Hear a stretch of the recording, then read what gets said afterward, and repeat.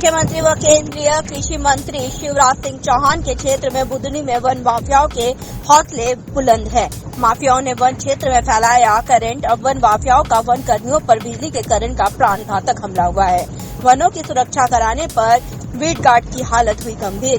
One भूमि से अतिक्रमण हटाने गए वन रक्षक को लगा करंट। सीहोर से चंद्र सिंह बागवान की एक खास रिपोर्ट।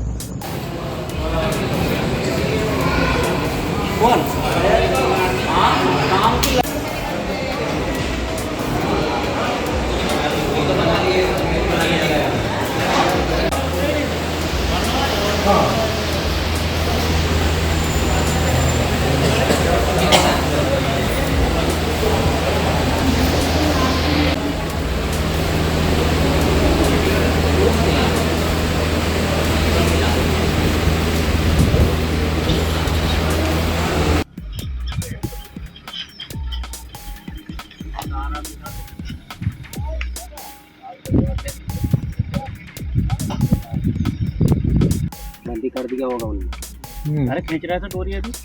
हम तो यहाँ से वीडियो बना ले। पूरे में गड्ढे कर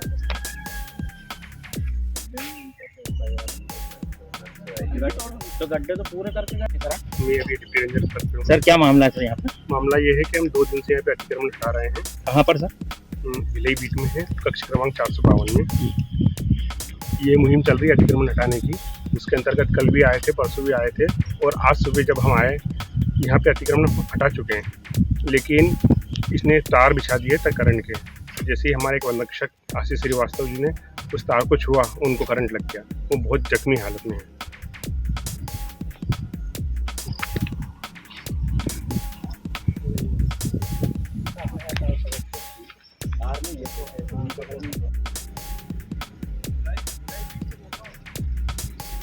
अब तो नहीं।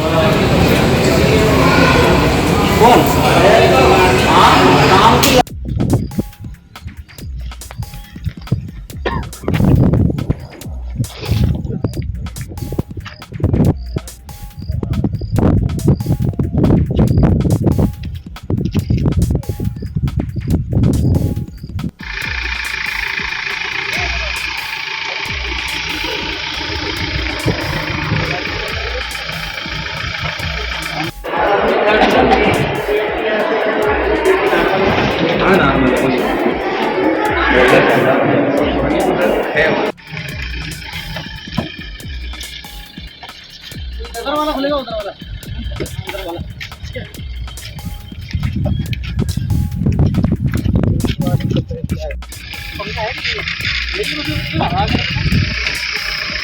अरे अपनी हवा लगे ना थोड़ी सी।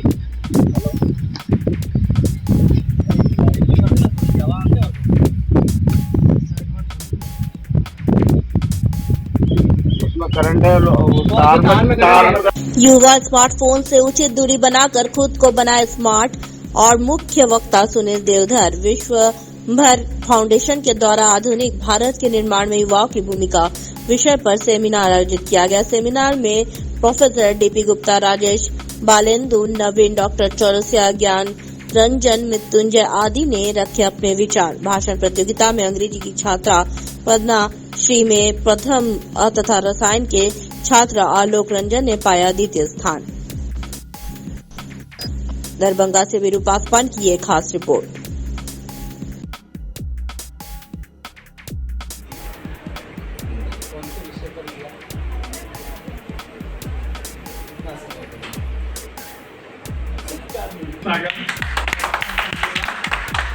आज जो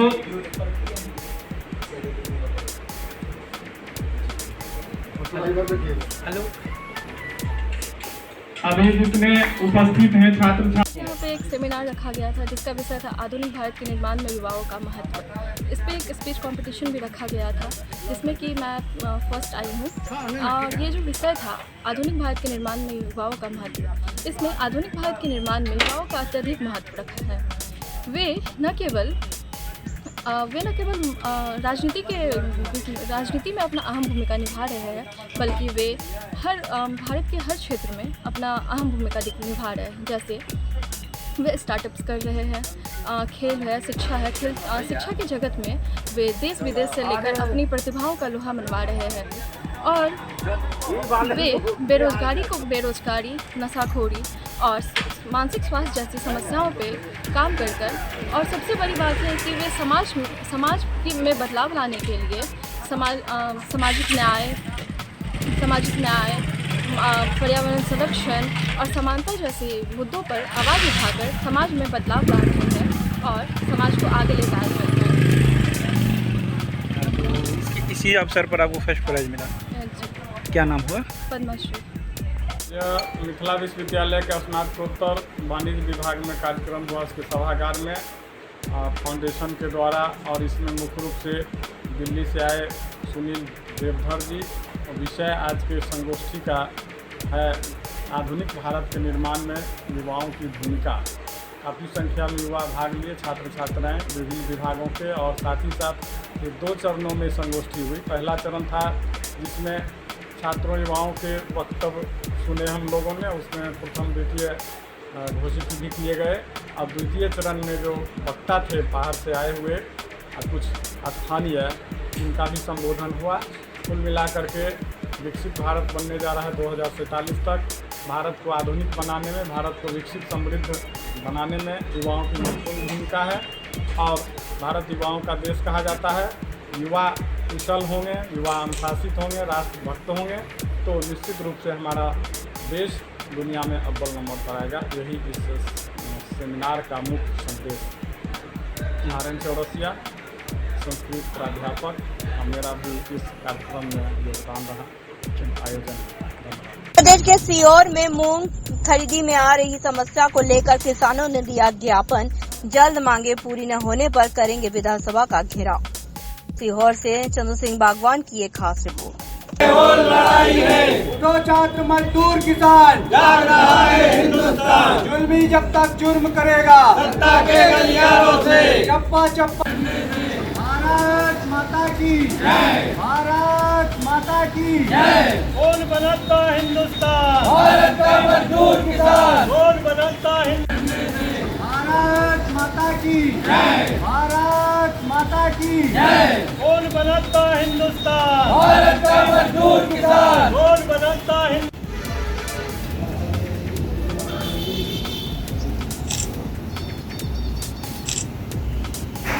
बहुत इससे क्या है कि नर्मदा बेल्ट के किसान बेचारे सबसे ज्यादा मूंग अपने यहाँ इधर ही होता है, इधर तो कम होता है। अगर बारिश अभी ठीक है, अगर कहीं नर्मदा जी में बाढ़ आ गई तो ये सारे किसान बर्बाद हो जाएंगे। तो हम चाहते हैं इसमें थोड़ी तेजी। संगठन किन मांगों को लेकर यहाँ पर ज्ञापन देना है? मेन तो जो मांग है मूंग खरीदी को लेकर है। हमारी सरकार से पहले ज्ञापन में भी मांग थी कि 16 कुंटल प्रति हेक्टेयर के हिसाब से मूंग खरीदी की जाए। अभी 8 कुंटल प्रति हेक्टेयर हो रही है, परंतु कल परिवहन मंत्री राव उदय प्रताप सिंह जी ने एक आश्वासन किसान संगठन के धरने पर आके दिया है कि 12 कुंटल प्रति हेक्टेयर किसानों से मूंग खरीदा जाएगा। तो हम सरकार से मांग करते हैं कि उसको तत्काल लागू किया जाए और हमारी जो मांग है 16 कुंटल की, उसको आगे बढ़ाया जाए। और 40 कुंटल जो पहले 25 कुंटल मूंग तुलता था, 9 जुलाई को सरकारी आदेश हो चुका है, लेकिन ज़मीन पर अभी तक कहीं लागू नहीं हुआ है। तो हमने मुख्यमंत्री जी से ज्ञापन के माध्यम से निवेदन किया है कि इसको ज़मीन पे जल्दी लागू करें, जिससे किसानों को मूंग बेचने में असुविधा ना हो। अधिकारी द्वारा क्या आश्वासन दिया गया? अधिकारी ने कहा है कि हम तत्काल आपकी जो मांग है वो मुख्यमंत्री जी तक पहुंचाएंगे और जल्द से जल्द इस पर कार्रवाई की। जैसे किसान संगठन की अगर ये मांगे अगर नहीं पूरी होती है तो फिर आगे क्या? अगर किसान संगठन की मांगे पूरी नहीं होती है तो आपने देखा होगा कि अधिकतर जिलों में धरना प्रदर्शन आंदोलन किसान संगठनों ने चालू किया था। उग्र आंदोलन की चेतावनी भी हरदा के संगठन के माध्यम से दी गई थी। इसके बाद सरकार ने कहीं ना कहीं झुकते हुए किसान संगठनों को आश्वासन दिया है। अगर आश्वासन सोमवार तक पूरा नहीं होता है तो फिर से हम सारे संगठन मिलकर एक उग्र आंदोलन विधानसभा घेराव का करेंगे। अभी समर्थन मूल्य पर मूंग की खरीदी हो रही है। शासन के निर्देशानुसार अभी जो है 8 क्विंटल प्रति हेक्टेयर की खरीदी हो रही थी, जिसको केंद्र सरकार से, जैसे किसानों ने बताया है कि केंद्र सरकार से वो वो उसकी लिमिट बढ़ा दी है, 40 क्विंटल तक का उन्होंने आदेश हुआ है। तो उसका इम्प्लीमेंटेशन अभी नहीं हुआ है, अभी उसी पुराने आदेश पर हो रही है। तो इसकी शीघ्र उस आदेश का पालन कराकर और उसी अनुसार मूंग खरीदिया है। किस ये माननीय मुख्यमंत्री जी को संबोधित ज्ञापन है, ये हम तत्काल किसानों की एक शिकायत थी सर कि उनकी स्लाट बुकिंग नहीं हो रही है। बीच बीच में कभी टेक्निकल प्रॉब्लम के कारण स्लाट बुकिंग में दिक्कत आती है, हम उसको ठीक कराते हैं, ऊपर लिखते भी हैं और जल्दी से हम उसको ठीक कराएंगे और उनकी समस्या को दूर कराएंगे।